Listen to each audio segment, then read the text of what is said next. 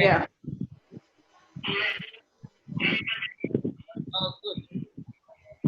Okay, whilst we are waiting for Mr. Martin, I need to make a short statement regarding your participation.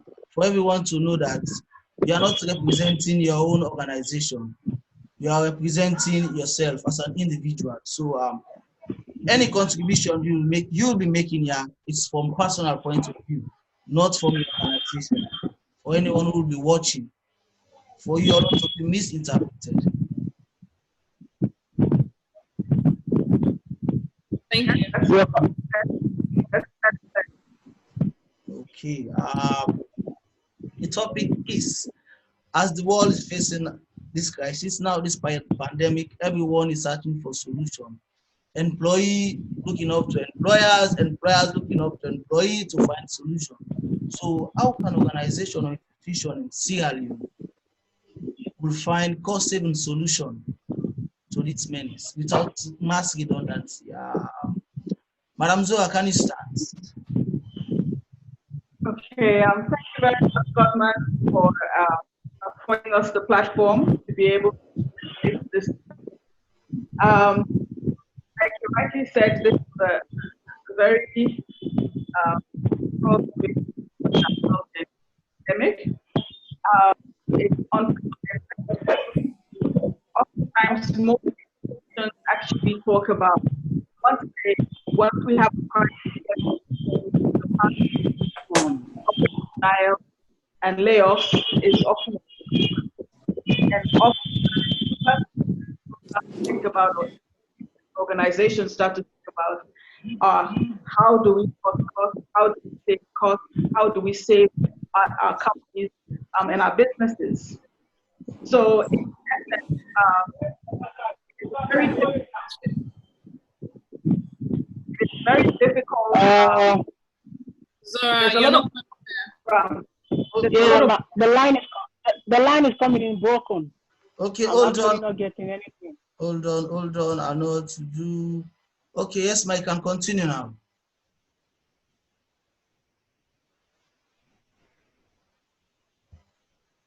I got off a Harvard Business Review article a few days ago, which says that the path between corporate denial and layoffs is often a very short one.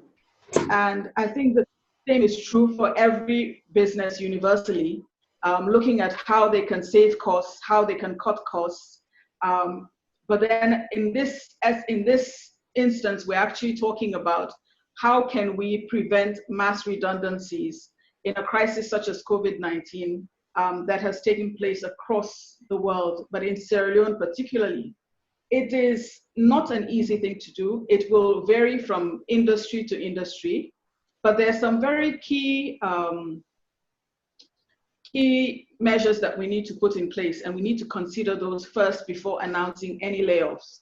Oftentimes, businesses think that, if I cut staff, I cut personnel costs, I'll be able to stay afloat. That's not always the case.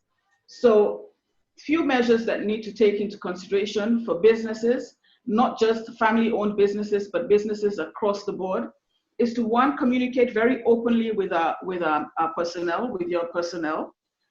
Be clear about what is going on. Admit that the company is facing turbulent times.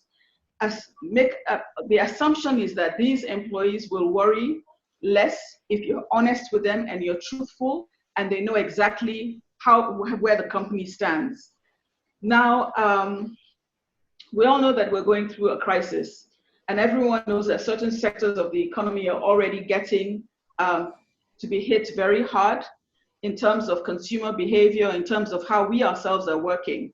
I mean, I can confess for myself, I have been working from home consistently for the past 3 to 4 weeks, and the same for other people.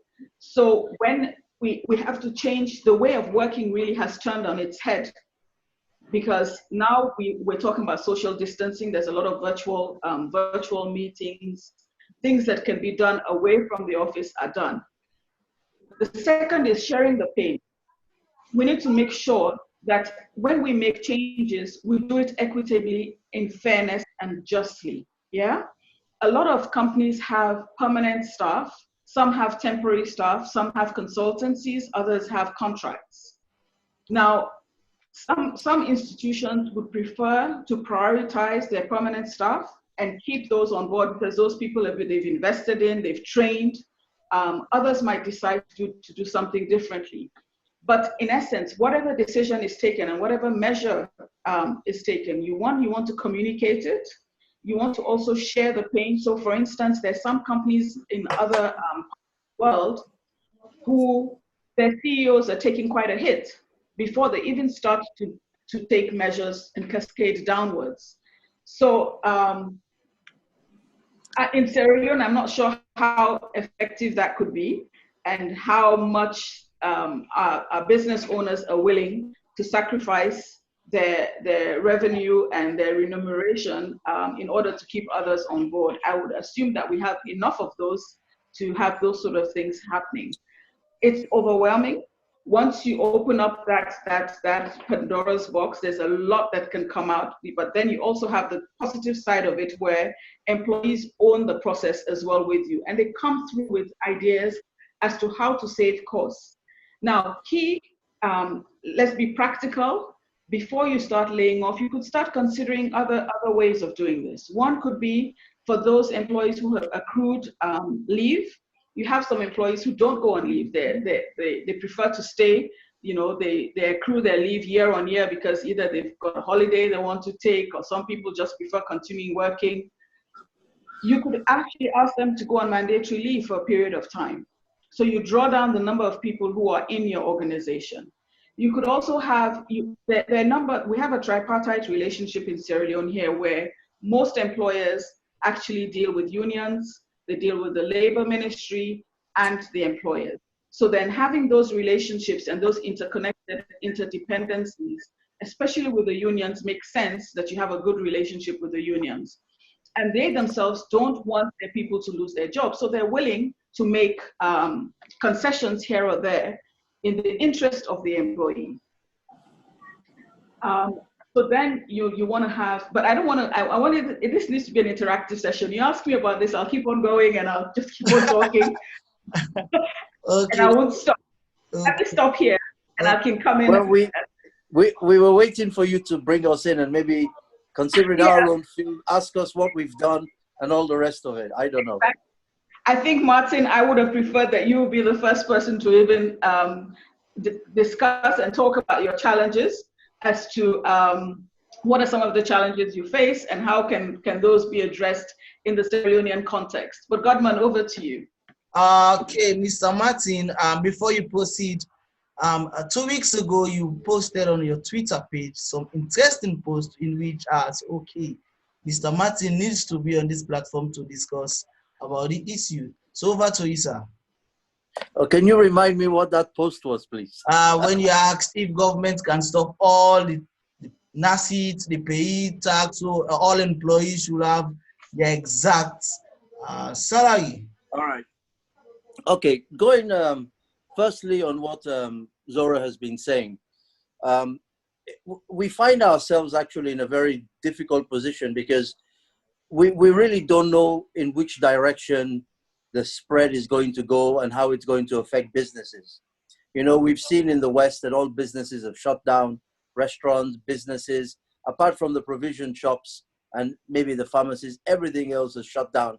And they've had no choice but to send people on permanent leave without pay, to suspend their employment, and government is having to come in to take care of some of these employees. So we're in a little bit of a, caught between the devil and the deep blue sea here, because we really don't know in which direction it's going to go and what government is going to do. But in respect of the company that I run, from day one, we've been affected. The minute all the football leagues were suspended, we immediately lost 50% of our business. Immediately 50% of our business went. There was no way around that because we offer both the sports betting and lottery. The lottery business has remained the same, but the football business, the sports betting, is dead. So we had to immediately look at ways and means of cost savings to keep our staff on board.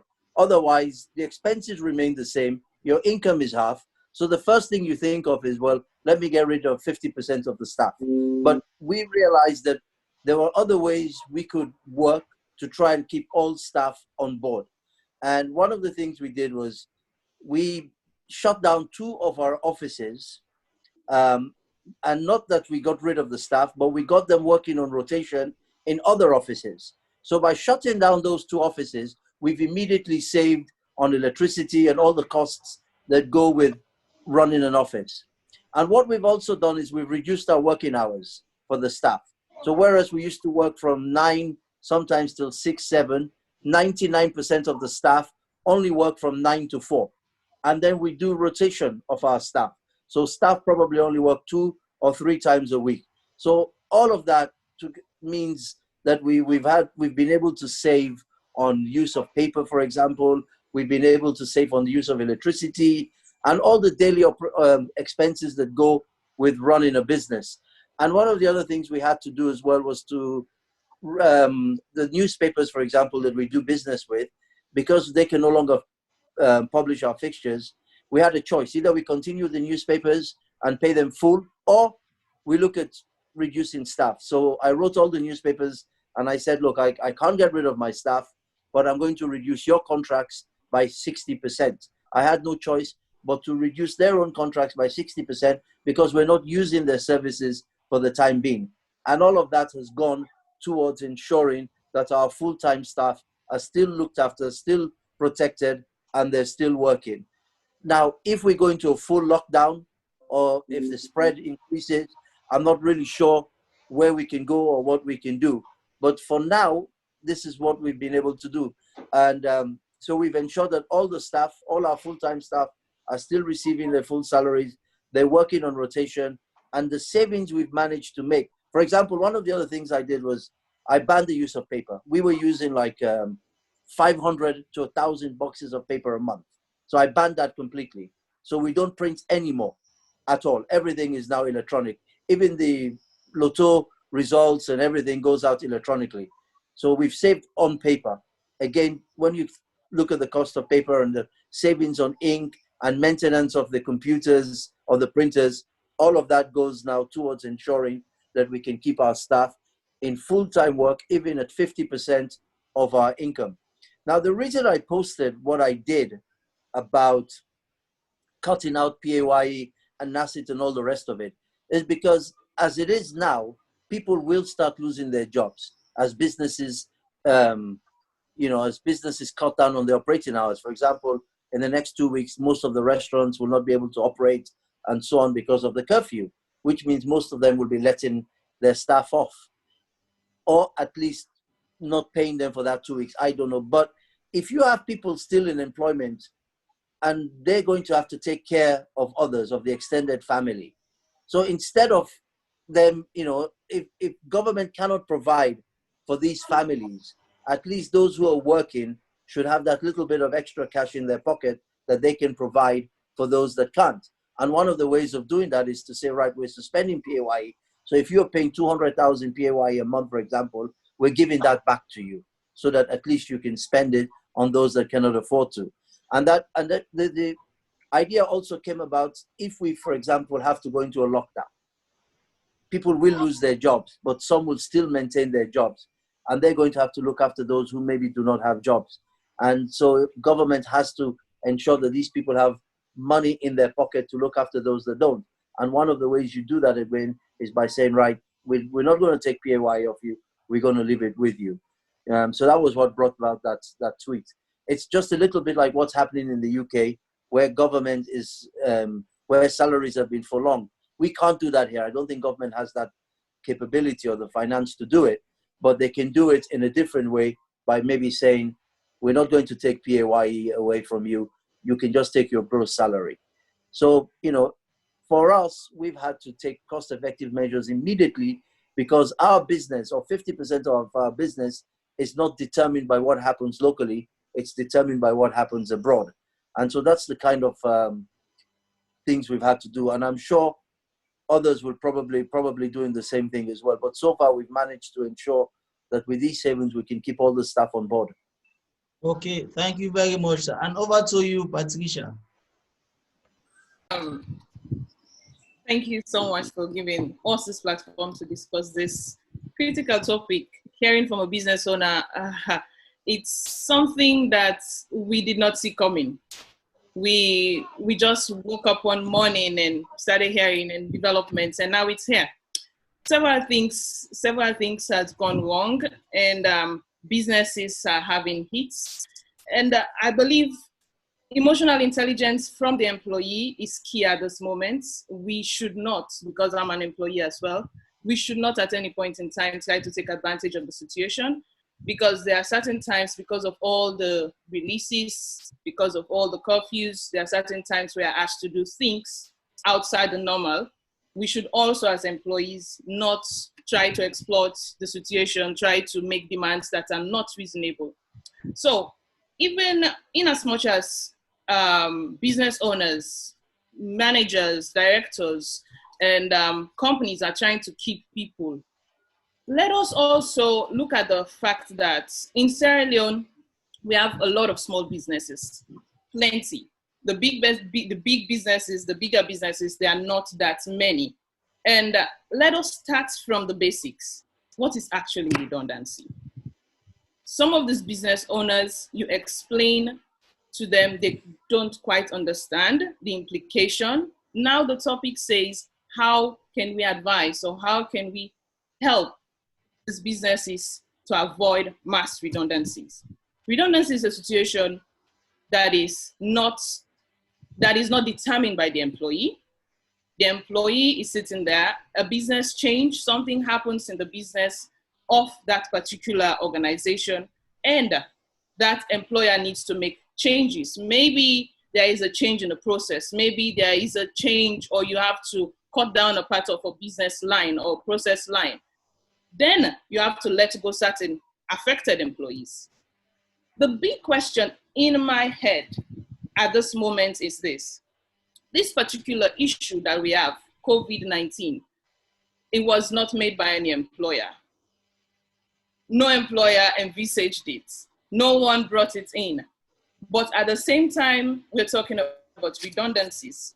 I believe at this point in time, the hardest hit that we can see visibly, because we know everybody is going through issues, businesses are going through issues, but the hardest hit that we can see is, I think, the hospitality and the entertainment industry.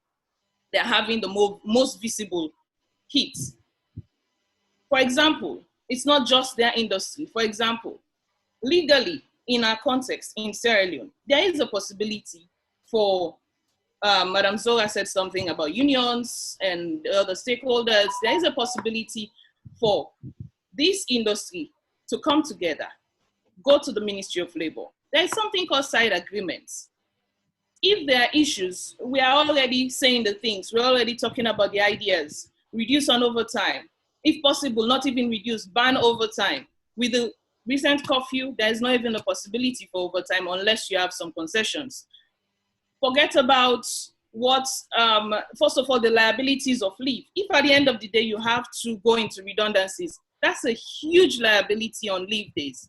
So Madam Zora said it, to reduce your liability, please encourage people to take mandatory leave. Annual leave days should be utilized. So looking at it from a broader perspective, the Ministry of Labor know that the wellness of businesses can only keep employees. If the business is booming, if the business is doing well, that's when they can keep employees. So I think not only, we should not be having releases only from State House or from information. It's high time the Ministry of Labor spoke to us. We need to hear some of the measures they are putting in place for business owners, for employees, and the way forward in terms of managing this. Because I don't know when it will change, because things are moving fast. We don't know what tomorrow holds. One day it was 2 cases, now it's 10, according to the Ministry of Health. I don't know. We don't know what the next steps are. So I believe we should be more proactive, and the Ministry of Labor also should look into the cases of these employers. Looking at the redundancy, I believe internally there are certain steps that we can take before thinking about redundancy. I believe Mr. Michael did that. Call his team. This is when we should talk. Call the team, call your finance people, do some projections. How long can we be like this? Make an informed decision. How long can we go in this situation? If it gets worse, how can we manage it? How can we escalate our different measures? How can we take it to the next level? How can we maintain? At this point, if it gets to this point, how many staff can we keep? And one very valid point Zora made was keep your staff informed. Don't keep them in the dark. Keep them informed. Let them feel like a family, because no one expected it. In the case of redundancy, again, I believe the ministry needs to step in and see whether if at all people want to lay off people, if it is a case of redundancy or normal termination. I'm not a legal person, but when you come to speak of force majeure, it depends on what you stated in your contract. If most business owners, sometimes we see some of their contracts and some of the flaws that we see and some of the loopholes. I'm not talking about the big businesses. The big businesses in Sierra Leone, I believe they have good HR people that are taking the lead. But nonetheless, the smaller ones, these are contractor people. We know the law. We know that basically there are some relationships and there are no paperwork, but we know it's a contract. So some of these things, I think we need to go in depth and see how best we can not only focus on the bigger businesses, but also the smaller ones, and also try to advise them on the way forward. At this moment, what I would want to say regarding the bigger businesses, stop your hire. Don't continue to hire. If you've given an offer, if you're unsure of your situation, some businesses are booming at this time. Some people are taking advantage of the situation or are in a position to help the situation. So some businesses might be booming. So if you are not that business that is not booming at this time, don't take on new hires. It's unpredictable. You don't know what's next. Stop the hire, do the hire freeze. If you had new joiners that you've given offer, if you think it's not necessary, withdraw those offers. If you have new joiners that you wanted to bring on board and you are waiting to offer, don't make those offers until you are sure of where you're going. I think I'll leave it to that for now while we bounce it off each other and see how it comes out. Okay, thank you very much. And to you, Mr. Iris. A lot from the speakers, and it's all good. I also want to make some contributions as we're all doing. The first point of call has been clearly stated by Madam Zora. In every business, the business owners have to be very, very open, because when the employees know what is happening, then they'll be able to adjust. Employees are always reluctant to change when they think you are keeping them in the dark. But in a situation like this, I think all of the employees are really worried about what is going to happen next. And so if we are very open to our employees and tell them actually what is going on, then they are able to adjust to the things that will come up. And I also agree with Madam Patricia about the labor union or the labor ministry to come in to be able to know and tell us what is happening with the employees, because you don't know what is coming, and so they have to begin to think about what they will do or what they will advise if the situation goes to a very serious case. Or maybe they are thinking about it, maybe because it has not gotten to that stage, that is why they've not come out with what they have to say. Now, I want to bring it to another perspective. Yeah, we are all talking about saving costs, which is actually the way to go in a crisis period. Instant and radical action like closure and layoff is often seen like a good idea at the moment. I tell you, it is always not a good idea, because when you lay off your employees and maybe the crisis and you have to bring on people again. We all know what it takes to recruit people, and we all know what it takes to get the talents that you want for your organization. And so if you have your talent now and then you lay them off very quickly, when the crisis is resolved or when the crisis is over, it will cost you maybe double of what you've been using as an organization. And so I would say for the organizations that are able to get a limelight to increase their sales, let us focus on that. Let us engage the marketing team or the sales team to bring up unconventional ideas different from the way we've been doing things. Okay, let's take Sierra Brewery as an example. We know we deal in beverages, and now they are saying bars should be closed and they should not be open at this time, at this time. And people are really staying at home. But we still know that some people stay at home, but they still want to have some drinks, they still want to have some fun time with the family. Have we thought about a way to sell to them in their homes? It was not something we were doing. We just, if you want a product, you go to the outlet. If you want a product, you go to the buy. If you want a product, you go to the distributor. But have they thought about selling to people in their homes? It is something that we should think about. So if you are in any industry or you are in any other area where you think you can bring in different ways of increasing your sales, let us also leverage that aspect to be able to get the funds to sustain the business. Yeah, and also in the case of the employees, as you've all stated, we should consider the work time. Definitely, we are not expecting any organization to really bring in employees to see work overtime. Depending on the situation, it is something that we are not expecting. So it is an area, because if you look at overtime in some organizations, it is really, really high. And so we're able to save cost in that area, then it helps. Of course, Mr. Michael spoke about working hours. You are able to look at the working hours of your employees, and then as time progresses, if the employees are not going to work, there are some allowances in their salary, like transport allowance. It is given to employees because they are coming to work every day and going home. And so if it is something that they are not doing now, then you can also engage the employees to see how we can understand that you are not paying transport allowance anymore. They are not coming to work. If you are paying it, you're going to pay it for the number of days. So it is also a place where you can save cost. But the whole idea of redundancy, as Madam Patricia was saying, is complicated. Because if you look at the laws of redundancy, if you are redundant in somebody, you have to pay the person their end of service allowance, end of service benefit, and you also have what we call redundancy fee. So it's a very huge burden for any organization now.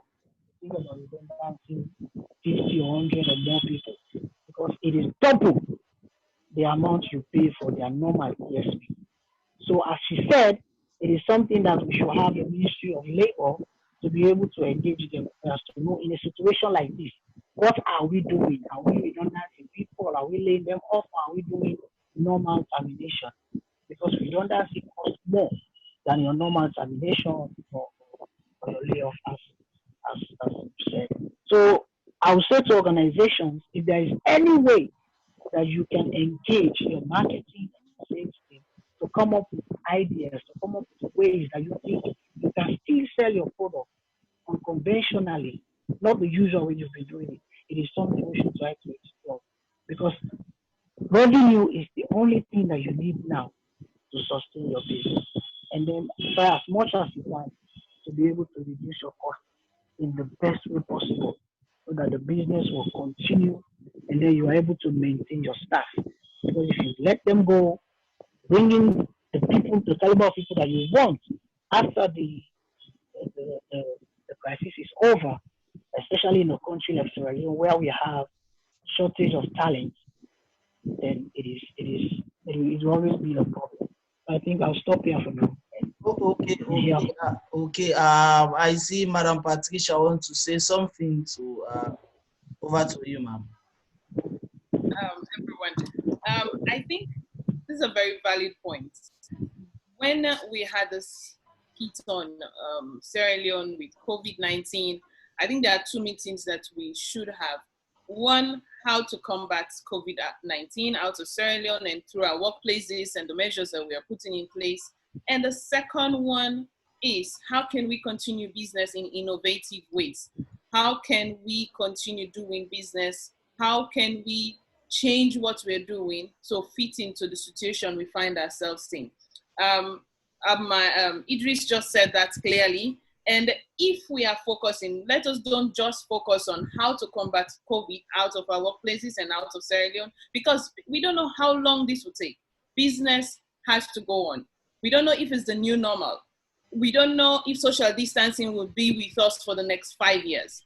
We don't know because there are so many variables, moving parts, and we can't tell, we can't predict. So in as much as we want to think about the future, or are we going to lay off staff, let us also tilt some of our energy into how can we keep business running in an innovative way.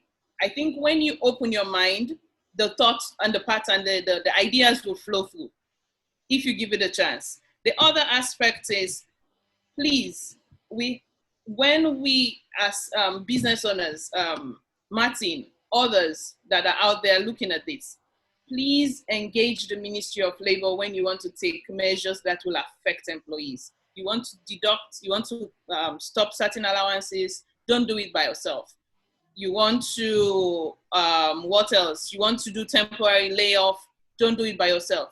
It's legal, it's within the labor laws, but at the same time, if it's guided, if it's attested by the Ministry of Labor, you have what is called side agreements.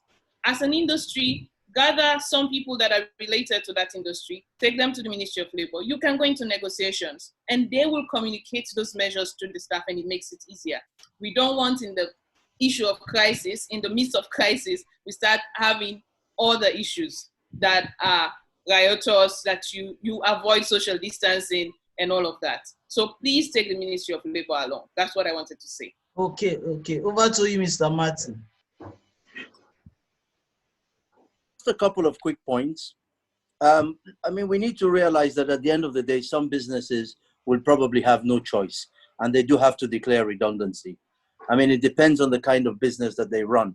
It doesn't matter what happens. If, God forbid it, this thing spreads and we have to start closing ourselves down or whatever, some businesses cannot be innovative and they will have to close, as we've seen in the UK and other parts. Now, so for now,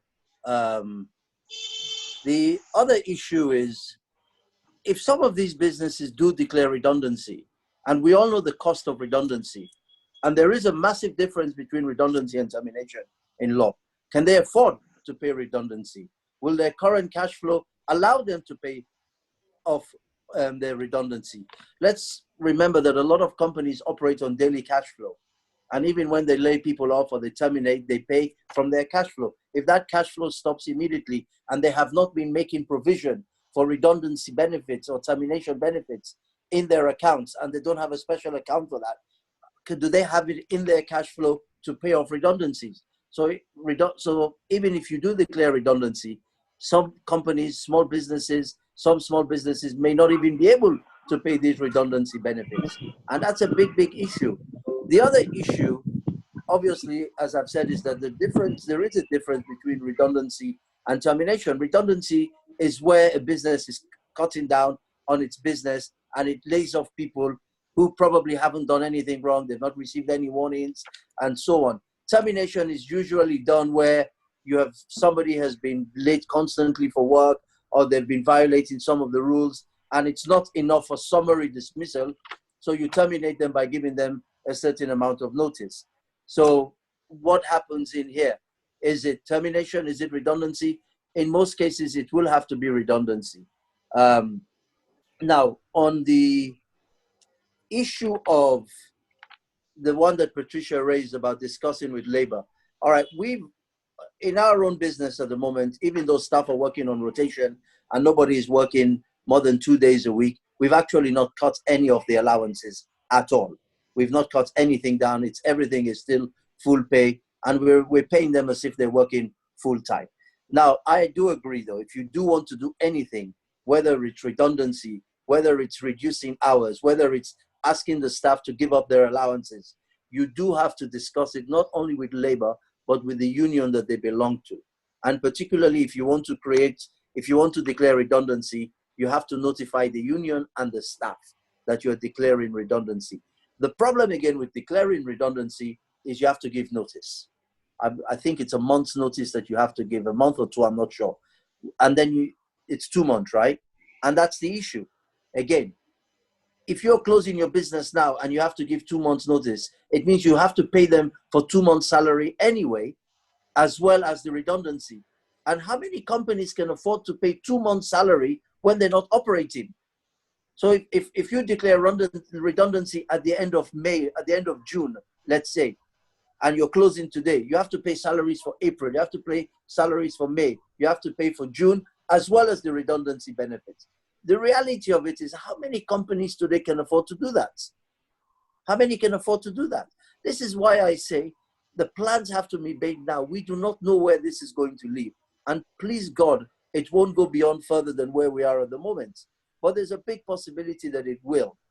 And government needs to start putting plans in place for these kinds of things. They have to make money available to some of these companies. I don't know, maybe the banks, I don't know, but something has to be available somewhere to take care of staff that are going to be made redundant. Because I can tell you that a lot of companies will not be able to pay off all these redundancy benefits. Okay. Mr. Iris, I think you want to say something. Godman? Yes. Just a quick one. I think I totally agree with Martin and Patricia to a large extent, and John. You know, putting on the table the issue of redundancy is a good one. But I think taking from Martin, and especially when we know what's happened in the rest of the world, that there is no way there are going to be businesses that will dodge the bullet. There are some businesses who will have to fold up, and how we address that as a nation is critical. One of the things I want us to look at, one of the issues, and maybe a strategic way of doing this, is something that Martin said earlier, which is talking to the authorities and government to give breaks to businesses to be able to carry on. Because now if things change, if the numbers increase and we have an upsurge of COVID in Sierra Leone, there will be no way that companies can continue to keep paying salaries and keeping their employees on, because eventually they will have to stop working. Now, if you look at the cash flow, some people may not even have cash flow for maybe a month, for 2 months, 3 months, based on the fact that their businesses they've lost revenue over time. One of the issues that we need to look at, there are a number of agencies within the nation, within Sierra Leone, that we could leverage and have them to actually come together and discuss with the government authorities as to how best we can address this. There is an association called the Employers Federation, where most employers are encouraged to be members, and that federation actually takes forward issues around employment and labor, and they discuss those with the labor and the unions. Now, the reason I'm coming back to what Martin said earlier, and your Twitter message around giving a break on NASIT, giving employers a break on paying PAYE, giving staff, even employers a break on paying the 10% of NASIT, not Correct. just the employee. So these are issues that we now need to put on the table. And if the government can't provide cover as other governments are doing, maybe they can look at some of these breaks and say, okay, for a period of 3 months or for the next 2 months, let's allow these companies to be able to float along a little bit. And we don't want the revenue from these payments. Yeah. We should also be able to look at what is happening in terms of our people themselves. How do you retain those people? If you've got people with a liability on leave, for instance, you may have someone who has 80, 120 days. You have to pay those people. But remember that these businesses, if they don't survive, will be unable to pay. They will be unable to pay, even in terms, if yes, legally, they have to pay redundancy, but if you don't have it and you have to file bankruptcy, what do?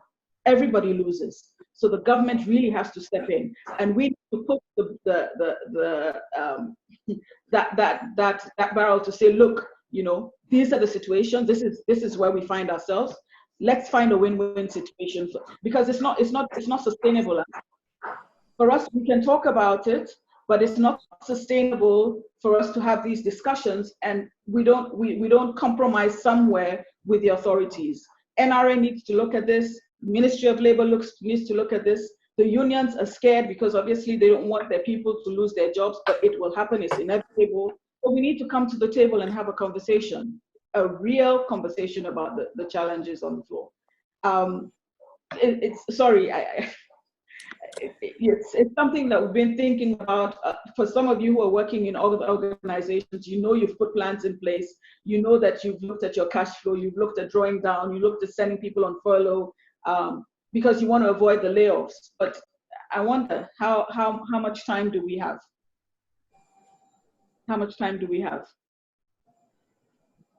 And I'd like to throw it open. I mean, I would like us to look at the conversation in the terms of how could we now get a pressure group, if you like, to take this to a different level, where we have the conversation, the discussion with the authorities, to ensure that we get a break somehow for businesses. I mean, all of us are working, but most of us have small businesses.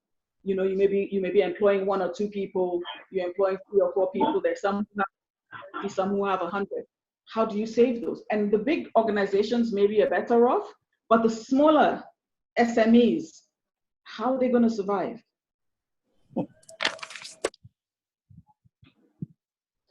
Sorry, I don't want to carry on. So can somebody else chip in? Maybe John, you wanted to say something earlier. Yes. Again, another thing that we should consider, as you're saying, engaging the government. I totally agree with what Martin said about the pay and the nasty and everything. Then there is also a point where you also have to engage your tax authorities to see if they can engage the government to defer your taxes, and then have a negotiation on how you pay them in the future. I think some organizations are thinking about that they defer their taxes because of the same cash flow issue. So if you're going to pay your excise duties, your VAT, your this, your that, you have to again engage your tax authorities to be able to engage NRA to see how these taxes can be arranged, can be deferred. You are not saying you will not pay them, but see how, because of the pressure now and the cash flow. So it's also something, if we are considering engaging the government about the NACIT, about the pay, let us also bring in the taxes that we pay to be able to engage them to see how we can defer them. In some quarters, John, I think that has happened with the Ministry of Finance. Okay, I'm just saying for the organizations that maybe has not gotten that idea to be able to see how. Yeah, the more pressure that's put on, I think the more likely that the Ministry of Finance and other agencies will start to listen. Okay.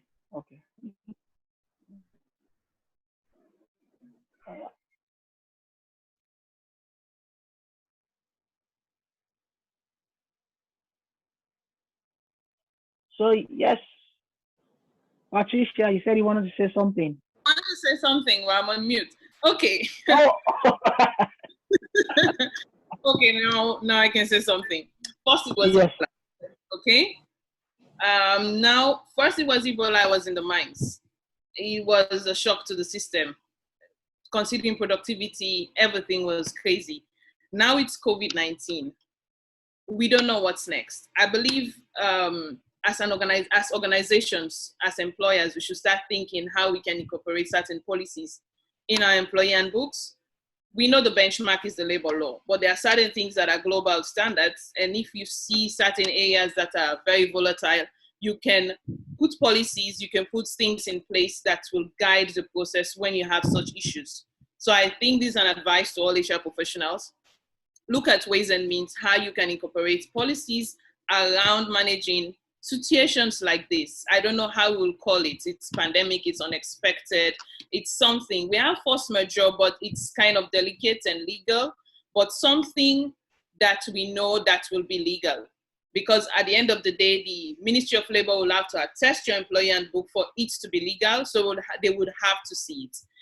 In as much as we're trying to, based on what Zora said, that we should take it to the next level, in as much as we're trying to get a buy-in from the ministry regarding how can we handle this type of issues when they come. But when we had cholera, it has nothing to do with the workforce. Yes, it impacted, but it was not as severe as this. But this is different. This is affecting businesses worldwide. So we should plan in the future when something like this comes up. We just flip a page and we go by it. And something that we can rely on, something that is well-rounded. So employers, federation, let's speak with one voice. Let's don't start talking here and there. They will not take us seriously. And we can take it to the next level, and we can ask the ministry that it's possible. First of all, the area of redundancy is delicate because it's not created by the employer. It's created by something and the employer is just reacting. That's my thoughts around this. So if that is a possible pitch that we can take to the ministry, that they need to look into this, what can be done, a flat solution for everyone, that when we have, or we don't plan to have, but if it happens, these are the steps that you can take, and it's in black and white. I think that will help a bit, so that it will reduce the chaos.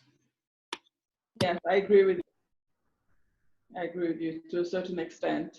But I think you need to have a lot more people, a lot more businesses on board to come together as a force. Or else, yeah, I agree. Okay. The issue. Sorry. Oh, Carry sorry. on, John. Carry on. Carry on. No, I was just saying we've all said a lot of things, but the way forward. Are we going to have a representation to engage the federation union or something? What is going to happen? Because as Patricia is saying, we don't know what is going to happen in the future. We don't know. Everything is really uncertain. Tomorrow you will get this. Next tomorrow you will get this. So what is the way forward? Well, I think that the Sierra Leone Chamber of Commerce are working at the moment in trying to get into dialogue with government on certain issues, to look at the way forward. But the Chamber of Commerce represents only a certain section. There are other groups as well that should be pushing for this, but we can't delay. In every tweet that I do, I always end up by saying delay is dangerous, and I mean it in many aspects. And this is one thing that has to be looked into. We can't rely on the fact that we've only got 10 cases or that we have it under control.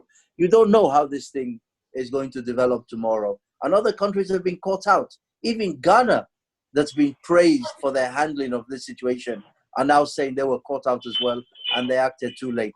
The action is not only in stopping the spread, it's also preparing in the event of a spread. And so Ministry of Finance has said they will come out with certain tax, with certain policies. We're still waiting for those policies. Of course, Bank of Sierra Leone promised to make money available, but that money available is only for the importation of certain necessity, certain commodities that are labeled of utmost necessity. It's not to save businesses. So Ministry of Finance and some of these other agencies need to act now, and they need to come out with policies. You understand? I mean, for example, we've had to revise our provisional assessment, and we probably will have to revise it as well. And I think maybe that is one thing government should also do, is to suspend the payment of provisional assessment for now, so that people will have cash flow to continue to run their business. Provisional assessment obviously means you assess your business and the tax you're going to pay at the end of the year. You divide it into 4 payments and you pay in advance. For some companies or some businesses, that's a substantial amount of money that comes out of their cash flow. So maybe that's another thing where government say, okay, suspend your provisional assessment payments, wait till the end of the year when you do your assessment, and then you pay. At least you have that money in your cash flow in the event of a crisis, and you can use that to help your employees. But we wait and we hope that soon the ministry will come out. But there are so many things they can do. It obviously means that income to government will obviously drop. But it also means then that there are certain things that governments may also not need to provide money for to assist with. So it's a 50-50 situation, you understand? But let's try and do as much as we can to ensure that the businesses do not close. And the only way you can do that is by helping with tax concessions, serious tax concessions. Okay, since we are moving to the uncertainty, what if the pandemic blew out of proportion and then company decided, so okay, all the essential worker will be paid week's allowance, all those who are non-essential staff will be stay home and all the allowances will be cut off. Imagine this particular type of situation. But it's already happening in some scenarios. It's actually happening in some situations, and it's likely to continue happening. You have institutions where you have only essential workers are working currently, and most people are working from home. Others are doing 2 days home, 3 days off, 3 days off, 2 days in. So you already have this happening. This is why the flag has gone up, that something has got to be done to protect these businesses, because they cannot continue operating in this way. Fortunately for us, COVID came. We're seeing the emergence of confirmed cases very late in the day. Having said that, because of the way it has evolved in other markets, in other environments, we don't know if now we've gotten 10 cases, maybe in a week from now it could increase exponentially. How prepared are we to handle this? And I'm talking about businesses, small businesses, mom and pop shops everywhere, the small business that provides, that will go and register at the city council or the rural council. These are all employers, but they're not even, I don't think they're considered informal, I guess. So when you start looking at that category, and then you go upwards, mid-range, before you get to the mature organizations, how are these people, how are we prepared to assist them, to provide some sort of assistance to keep them going? And it's, even if you look at redundancies, these people, they cannot even pay their redundancies. And some of them will just close their shops and let everybody go. And that's it. I'm sorry, let's be, let's be honest. So and these are all part of the economy. They're all part of our economy. How do we keep sustaining this for a bit more to keep us on our feet as a nation? Where are all the challenges that we have? Okay, before we go further, back to Mr. Martin. On your point, he said government should remove all the NACITs, the pay tax, and all those petty tax that employers are paying for their employees. Over to you, Mr. Ellis. What do you think about that? Sorry, 1 second. There are no taxes that are petty. That are petty. No taxes are petty, yeah? All taxes are very, in normal times, all taxes are very important, sure, and they need to be paid. Okay. And so I have not described anything as a petty tax. No, not you exactly. I have said, all I said was that taxes which will put more money in the hands of employers and employees to enable them to continue running their business and to continue to enable them to employ people. Those are the taxes I'm talking about. Okay. Over to you, Mr. Ellis. Thank you, Mr. Martin. Okay, yeah. So as Martin has stated, every deduction from my salary is not petty, I consider it. Okay, but again, depends on your scale. Yes, it depends, yeah.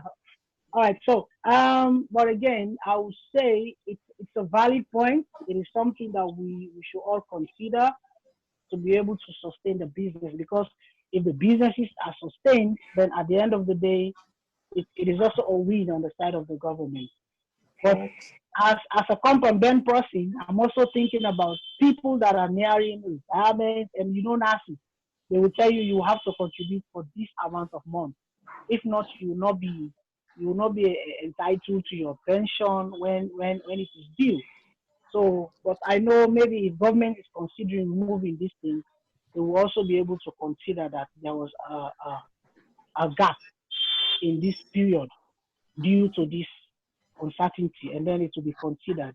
So that at the end of the day, we do not solve a problem now and then create another in the future, because we know our organizations. I've seen people, they go to NACI, they want to claim their pension, and NACI to tell them your employer did not contribute for you for 1 month in 2004. So except the employer contributes that 1 month to complete your statement before you are liable to get your pension.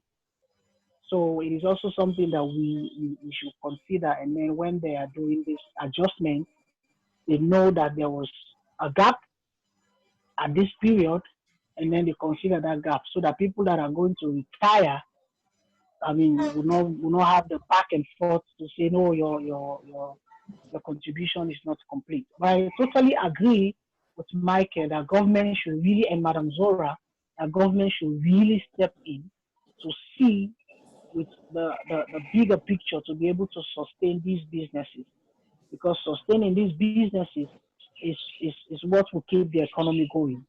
Of course, on the side of government, it is a drop in their revenue, because it depends on these taxes and it depends on all these contributions that we make to give them more money. But in situations like this, it is always about keeping the economy going and keeping the businesses going. Because if you get a lot of unemployment, it is also a recipe for chaos, or even bringing more problems than the solutions that we are looking for. So I would say let there be considerations from the side of the government to be able to see how they can sustain the business. In a country like ours, as Mr. Martin said, they maybe they are not in a position to give money to be able to subsidize these businesses. But it is in their power to bring down some of these taxes, and then we can move forward. So that is my contribution. We are hopeful. I think we remain hopeful. We continue to plead and see what can be done. On the other hand, there are certain businesses that are group companies. If at all, another thing that employers can look at, if at all one arm of the business is in trouble based on this issue at hand, I think it will be also in good faith if you see a talent, because one thing it is said, which is very true, it's so difficult to find talents in Sierra Leone. Yes, everybody wants to work, but the attitude, the full package, the attitude, the qualification and everything, it's so difficult to come by. So you've had employees with you that have been with you maybe 3, 4, 5 years, God knows when, and you know they are very valuable. You don't want to lose them just like that, because you don't know when you get such loyalty or such expertise. So if there is another arm of your business that you think you can incorporate, and with a reduced pay or something, consider that as an employer as well. If you think it's possible, this person, no, I see a potential here, or this person having this capacity, even if it's a lower position, negotiations can be made. Again, I will emphasize, don't forget the ministry, don't forget.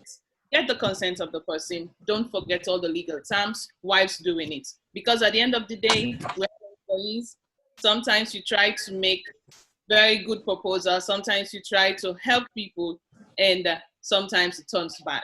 So nonetheless, as an employer, just keep in line with what the law says while you're trying to help.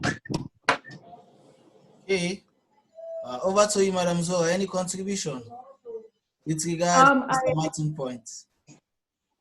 I am totally aligned with Mr. Martin. I think, and Patricia and everybody, actually everything that everyone said, but especially with regards to if businesses get to the point where they have to start thinking about laying off and making redundancies, there are a number of measures they can take before they get to that. One is ensuring that people take their accrued leave, so you draw down on your liability as an organization. Second is to ensure that you have people working shorter hours, less within the week. So you also balance out the amount of time that you open, the amount of time you have your operational expenses ongoing. Thirdly is negotiate with the unions where you have unionized staff to see for those people who are not working or who are not coming in. There are very small things which add up over time, such as meal allowances, transportation allowances. If they're not at work, you don't need to pay that, but also align with the union so that it's accepted and you agreed on it, and there's the employees themselves understand the reason for you doing that. Fourthly, where in the events that you actually have to make redundancies, ensure that it's done in accordance with the legal laws of the land and with the Ministry of Labor as your partner to ensure that all the calculations and payments are made accordingly. Having said all of that, I think very key for us at this point in time is to ensure that we put enough pressure on not just the National Revenue Authority, but the government, the Ministry of Finance, and all the supervising ministries to see how best we can leverage on the fact that there are companies that may not be able to survive based on their cash flow, based on the industries they're working in. For instance, you have the hotel and entertainment industry. They have serious issues at the moment. You have the manufacturing industries that do beverages, serious issues there with the closure of nightclubs, restaurants, etc. But also to be able to leverage this time to post and connect it to the post-recovery process for COVID-19. Because we know that there will be issues, yes. We know that the economy will suffer, yes. But then we should have plans in place to mitigate some of the challenges that we will face later on. And how do we kickstart the economy? If you have employees and employers still employing people, that is one way of ensuring that there's continuous employment over time. So you want to be able to help to boost some activity within the sectors. So for me, I'd like to say, I think we're rounding up. Is that correct, Godman? Yes. Yes. I'd like to say thank you very much for affording us the platform to have this discussion. It would be interesting to see if we could have other discussions around this. And maybe you would want to invite the Ministry of Labor, maybe at some stage a union rep or other businesses to gain their perspectives as well. Okay. Can I just say something, please, as a quick follow-up? Okay, sir. To both to what all the panelists have been saying, but I think Patricia has been really insistent on this point, and Zora picked it up just now as well. And that's the issue of ensuring that whatever you do, you work with the Ministry of Labor and with the union. But I want to go a stage further and say, by now, you should know whether your business is going to survive or not. Don't leave it till the last minute to contact Labor or the union. Do it now so that you prepare yourself and your staff in the event that it unfortunately may happen. So even though we're saying inform Labor, inform the union, what we're really trying to say is make sure that you do it well in advance and you start the preparations now, so that if God forbid it eventually it has to happen, at least all the groundwork has been done, the preparations have been done, and the staff and the union and Labor know exactly what you can afford and what you cannot afford. Don't leave it till the last minute. You then tell the union, you tell the staff, you close your business. This is just going to create unnecessary stress for your workers. It's going to create unnecessary problems. But if they know in advance, everybody can start preparing themselves. So my advice is, you should by now know exactly where you're going to be in a month's time. And if you do, start doing the preparations now, start working with Labor now, start working with union right now, and start working with your staff. You owe a moral and ethical obligation to your staff to let them know, and to let labor and union know now and not at the last minute. Okay, thank you very much. And what if we have another discussion on the 1st of May, which is International Labor Day, bringing in people from Ministry of Labor and the Labor Union? Well, that's fine. Do you all agree? Yeah, if you're able to pull it off, that's fine. We'll talk about it. If you can get them on, if you can get them Yes, on. Okay, that is okay. what I Exactly. said. I would ask Godman that you get someone higher up, Okay, a senior labor officer. okay. I'll try my very best to get someone for Ministry Yeah. of Labor and Labor Union to be part of the panel on the 1st of May, which is International Labor Day. The same topic and the same discussion. Employers Federation as well. Okay, employer Yes. federation as well. Okay, that would be nice. Yes. Thank you And, very much for your Thank you. time, for everything. Godman. Thank you. Bye, everyone. Stay safe. Hello, hello, hello. Yes, please. Bye. Yes, but That's my last word before we say bye-bye. Okay, in all of this, there are some good habits I think we're taking up. And I think Mr. Martin, Michael will not want to continue spending so much on paper even after COVID. He said something, he said something about the cost. exactly. Exactly. So let us keep some of those good habits. Let us don't Exactly. just look at the bad side, but the good side, the way we manage our time. Some of us wanted to reduce overtime all the time. But now we see we can even walk within the hours and still be productive. So let's keep some of these good habits and some of these ways that we're making it work. Let us continue to follow those ways so that we can have sustainable businesses. Absolutely, I agree. Correct. Ladies, quick one. Oh no, I just Just to add on, Patricia. Sorry, John, just a minute. Then you okay? Come in. no, I'll just say my last word. It is engage your employees, as Martin said. It is really Hold on 1 important second. at this time. It is very, very important. Try to take them through. I'm not saying give them all the strategic information, but let them know what is happening.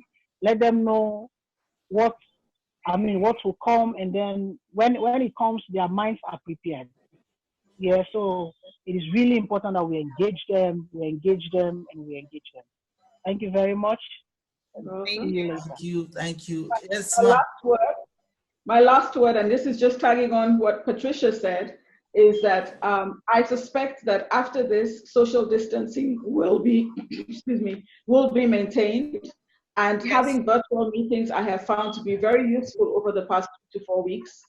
I would encourage that most businesses, if they can, should encourage virtual meetings with their staff, even if they're in the same building. The less we meet physically, I think the safer we'll be. And on that note, thank you very much for the opportunity, and stay safe, everyone. Thank you. Stay safe, everyone. Okay, I'll Bye. Thank you. Bye. Bye. Okay. Bye. Bye-bye. Bye. Bye. Bye.